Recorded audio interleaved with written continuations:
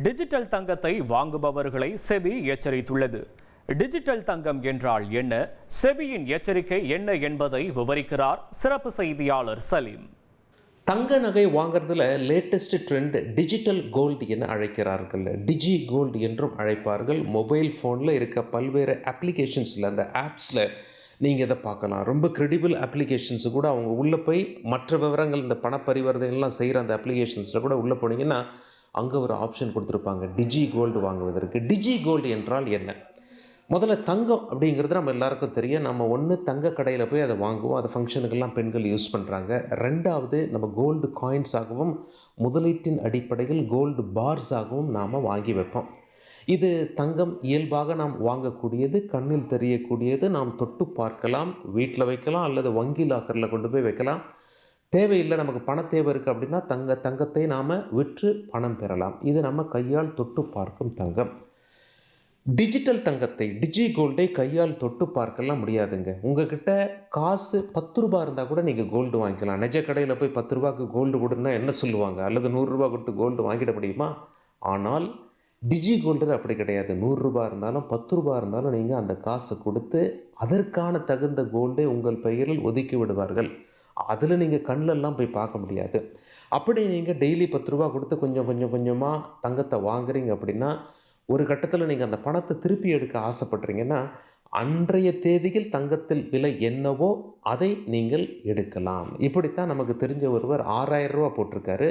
அவர்கிட்ட விசாரிக்கும் போது அவர் என்ன சொல்லியிருக்கார்? நான் 6000 ரூபா போட்டேன் சார், நான் 10,000 ரூபாவை அதை எடுத்தேன் அப்படின்னு சொல்கிறார். இது ஒரு பக்கம்.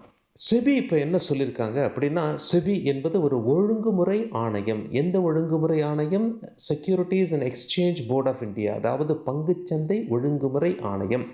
பங்குச்சந்தையில் நிறைய பேர் நிறைய இன்வெஸ்ட்மெண்ட் பண்ணுறாங்க. அவங்களுடைய இன்வெஸ்ட்மெண்ட் சட்ட ரீதியாக நடைபெறுகிறதா? அதில் உள்ள பார்ட்டிசிபேட் பண்ணுற கம்பெனிஸு சட்டத்துக்குட்பட்டு பார்ட்டிசிபேட் பண்ணுறாங்களா அப்படின்னு சொல்லிட்டு முதலீட்டாளர்களின் நலன் சம்பந்தமாக அமைக்கப்பட்டிருக்கும் ஒரு அமைப்பு என்று சொல்லலாம். அந்த அமைப்பின் வரம்புக்குள் டிஜி கோல்டு வருகிறதான்னு கேட்டிங்கன்னா வரலை. அதுதான் அவங்க சொல்கிறாங்க, இது எங்களுடைய வரம்பு முறையில் வரவில்லை. தங்கத்தின் மீது முதலீடு செய்ய நிறைய வழி இருக்குது. எங்ககிட்ட எங்களோட வரமுறைக்குள்ளே வருகின்ற வழிமுறைகளும் இருக்கிறது, அது பாதுகாப்பானது. ஆனால் டிஜி கோல்டு அப்படின்னு சொல்லி நீங்கள் ஆன்லைனில் போய் பர்ச்சேஸ் பண்ணிங்கன்னா அதற்கு நாங்கள் எந்த கேரண்டியும் கொடுக்க முடியாது, எந்த ஒழுங்குமுறையும் கிடையாது, எந்த பாதுகாப்பும் கிடையாது. உதாரணத்துக்கு நீங்கள் சொல்லலாம், டிஜிட்டல் கோல்டு அந்த வெப்சைட்டில் நான் போய் பணத்தை போட்டேன், எனக்கு பணம் அதிகமாக வந்தது அப்படின்னு சொல்லலாம். ஆனால் அந்த குறிப்பிட்ட நிதி நிறுவனம் திவாலானால் உங்களுடைய பணத்திற்கு என்ன கேரண்டி? சட்ட ரீதியாக உங்களுக்கு ஒரு பாதுகாப்பு கிடையாது. எல்லாம் சரியாக போகிற வரைக்கும் சரியாக போகும்.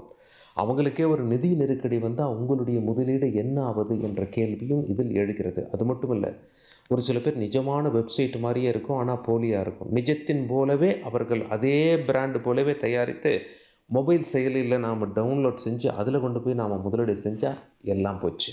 அது மட்டும் இல்லை, டிஜிட்டலில் திருடுவது எளிது என்பது நமக்கு தெரியும். பல பேர் என்ன பண்ணியிருக்காங்க, அதாவது பணத்தை இழந்திருக்கிறார்கள். டிஜிட்டல் பண பரிவர்த்தனை நமக்கு தெரியும். ஒரு ஓடிபி அனுப்பினாலே நம்ம பேங்க் அக்கௌண்ட்டில் உள்ள பணத்தை எல்லாத்தையும் கைவர்கள் எடுத்துடுறாங்க.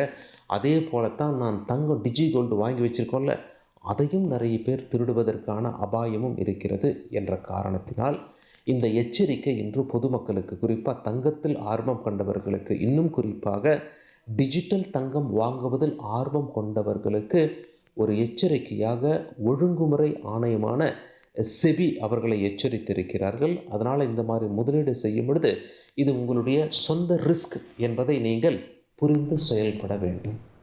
1,24,00,000 மனங்களை வென்ற தந்தி டிவி யூடியூப் சேனல். தவிர்க்க முடியாத தம்ப்நெயில்ஸ், கலக்கலான கான்டென்ட்ஸ். நீங்களும் இந்த குடும்பத்தில் இணைய இப்பவே சப்ஸ்கிரைப் பண்ணுங்க. அசுரபலம் கொண்ட எங்கள் டிஜிட்டல் கரங்களில் உங்கள் விளம்பரங்களை சேர்க்க வாட்ஸ்அப் பண்ணுங்க. 8939888378. Email advtthanditv@dttv.in.